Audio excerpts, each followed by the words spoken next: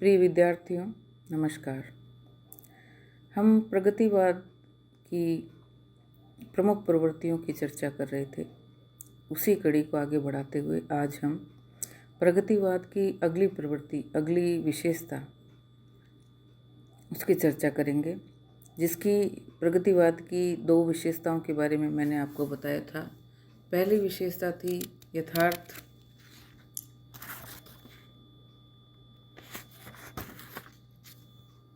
सामाजिक जीवन या सामाजिक यथार्थ, और दूसरी विशेषता थी सामाजिक समस्याओं के प्रति उनकी सचेतता। आज मैं आपको बताऊंगी बौद्धिकता और व्यंग्य का प्रसार उस काल में कैसे हुआ। यूँ तो आधुनिक काल में द्विवेदी युग से ही साहित्य में बौद्धिकता का समावेश हुआ था। यह यंत्र युग की देन है। इसी कारण साहित्य में भी वैज्ञानिक दृष्टि से प्राचीन रूढ़ियों और मान्यताओं का विश्लेषण हुआ। प्रगतिवाद में इस बौद्धिक दृष्टि का रूप जनजीवन की समस्याओं में दिखाई पड़ता है। कवि सुधार की भावना से प्रेरित होकर सामयिक समस्याओं के वर्णन में व्यंग्य दृष्टि जोड़ देता है। वह पूंजीवाद को, उसकी शोषण की प्रवृत्ति को, आधुनिक राजनीति को, उसकी झूठी लीडरशिप को, अन्य आर्थिक और सामाजिक विषमताओं के समर्थकों को अपने व्यंग्य का लक्ष्य बनाता है। जैसे श्वानों को मिलता दूध वस्त्र, भूखे बालक अकुलाते हैं, माँ की हड्डी से चपक ठिठुर जाड़ों की रात बिताते हैं।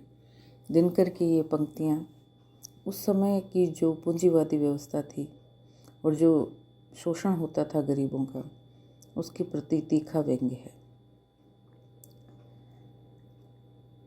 यूँ तो पंत की ग्राम्या में भी व्यंग्य के दर्शन होते हैं। ग्राम युवती के असमय ढलने, यौवन से कवि की करुणा प्रभावित हो जाती है, तो कहीं बूढ़े भिखारी का करुण चित्र है। किंतु इस वर्णन के अंतर में कवि के हृदय का व्यंग्य झांक रहा है, चेतावनी से देता प्रतीत होता है। जैसे बूढ़े भिखारी को देखिए, भूला है कुछ पैसे पा, गुनगुना खड़ा हो जाता वह, पिछले पैरों के बल उठकर जैसे कोई चल रहा जानवर। आगे चलकर निराला के कुकुरमुत्ता और नए पत्ते, इन कविताओं में बड़े तीव्र व्यंग्य मिलते हैं। इनके भी आगे नागार्जुन और केदारनाथ अग्रवाल के तीव्र व्यंग्य मिलते हैं। नागार्जुन ने आज के जर्जर समाज और आज़ादी की विषमता को दिखाते हुए बड़े नुकीले व्यंग्य किए हैं। यह आज़ादी कागजी स्कीमों के अतिरिक्त कुछ नहीं है। कवि का वेदनासिक्त व्यंग्य डॉक्टर मलखान सिंह की कविता में व्यक्त हुआ है। वे कहते हैं, किसने यह संसार बनाया, किसने रचा समाज, किसने यह संसार बनाया, किसने रचा समाज, श्रमजीवी का भाग भूख है, कामचोर का ताज। नागार्जुन के नुकीले व्यंग्य के मूल में सामाजिक दुर्दशा से उत्पन्न अंतव्यथा है। उनकी तिलमिलाहट पुलिस, हाकिम, लीडर सभी के अत्याचारों के प्रति व्यक्त होती है। इसी तरह प्रगतिवाद की जो अगली विशेषता है वो है परिवर्तन की पुकार और क्रांति की भावना।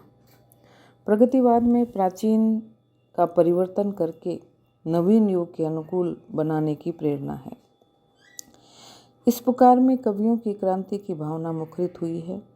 आज राजनीति और धर्म की बहुत सी रूढ़ियाँ एवं परंपराओं में परिवर्तन करने की आवश्यकता युग चेतना ने स्पष्ट कर दी है। इसीलिए प्रगतिवादी कवि सामाजिक और राजनीतिक दुर्दशा से पीड़ित होकर क्रांति का गान गाता है। बालकृष्ण नवीन की ये कविता बहुत सुंदर है। इसके लिए, इस उदाहरण के लिए वे कहते हैं, कवि कुछ ऐसी तान सुनाओ जिससे उथल पुथल मच जाए।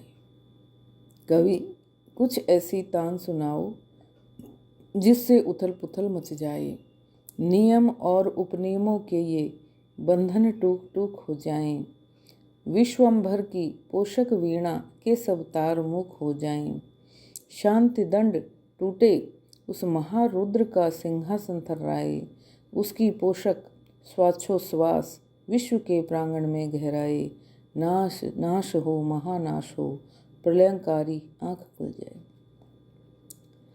उनके अनुरूप विप्लव आने पर यानी क्रांति होने पर ही सामाजिक दर्शन प्रतिष्ठित हो पाएगा। डॉक्टर रामविलास शर्मा ने परिवर्तन की पुकार और क्रांति की भावना को फसल के प्रतीक द्वारा व्यक्त किया है। वे कहते हैं, कुसंस्कृति भूमि है किसान की, धरती के पुत्र की, जोतनी है गहरी 2-4 बार 10 बार, बोना महा तिक्त बीज असंतोष का, काटनी है नए साल फागुन में फसल जो क्रांति की। यानी इस काल का कवि, प्रगतिवादी कवि परिवर्तन चाहता है, क्रांति चाहता है। वे चाहते हैं ये प्राचीन वर्ण भेद का नाश करके एक ऐसे संसार की स्थापना हो जहाँ किसी प्रकार का शोषण न हो, संपूर्ण मानवता सुख से रह सके, और ऐसी नई व्यवस्था से क्रांति होनी चाहिए। इसीलिए कवि अब कला के मानदंडों में परिवर्तन करने की पुकार करता है। अब तो नीति, सदाचार और धर्म का जनजीवन से संबंध होगा, तभी उसका स्पष्ट रूप प्रकट हो पाएगा। प्रगतिवादी कवि प्राचीन में आमूल परिवर्तन नहीं चाहता, वरन वह समाज के गलत अंग को अलग करके उसके शरीर को दृढ़ और सुरक्षित बनाना चाहता है। यानी वो प्राचीन परंपराओं में जो विकृतियां आ गई हैं उन्हीं को दूर करना चाहता है। समाज में जो वर्ग भेद बढ़ गया है उसको दूर करना चाहता है, लेकिन भारतीय संस्कृति के प्रति उसकी पूर्ण आस्था है और वह सांस्कृतिक धरोहर के अंतर्गत जो कुछ भी श्रेष्ठ है, जो भारतीय जीवन को आदर्शों की ऊंचाइयों तक ले जाने वाला है, उसको बरकरार रखना चाहता है। और लोगों ने जो संस्कृति में, सामाजिक सद्भावना में जो विकृतियां उत्पन्न कर दी हैं उनको बदलना चाहता है। प्रगतिवादी कवियों की अगली विशेषता है कि उन्होंने सांस्कृतिक समन्वय की भावना को बल दिया। कुछ प्रगतिशील लेखक एक नवीन विश्व संस्कृति की कल्पना करते हैं। मार्क्स ने जब ये कहा था कि आर्थिक व्यवस्था के आधार पर संस्कृति का निर्माण हो, तो उसका मतलब ये था कि पुरानी संस्कृति के तत्व और स्वरूपों को साहित्यकार अपने में समेटकर अधिक पुष्ट और विकसित करें। इस प्रकार एक नवीन समन्वयात्मक संस्कृति को जन्म मिला।